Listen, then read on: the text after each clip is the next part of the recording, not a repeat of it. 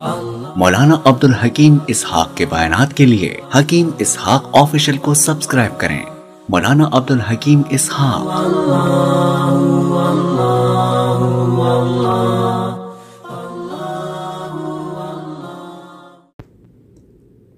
السلام علیکم ورحمۃ اللہ وبرکاتہ۔ بسم اللہ الرحمن الرحیم۔ روزے کی حالت میں بلغم نکل جانے سے روزہ ٹوٹے گا یا نہیں؟ اسی طرح روزے کی حالت میں منہ میں جمع ہوا تھوک اگر نگل لیا جائے تو روزہ ٹوٹے گا یا نہیں؟ اس کا جواب یہ کہ بلغم اور تھوک نگل جانے سے روزہ نہیں ٹوٹتا ہے۔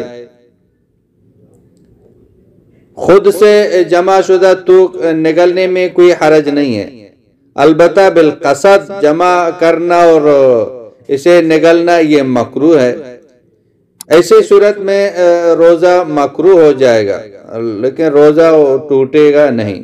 واللہ اعلم بالصواب۔ مولانا عبدالحکیم اسحاق کے بیانات کے لیے حکیم اسحاق آفیشل کو سبسکرائب کریں۔ مولانا عبدالحکیم اسحاق۔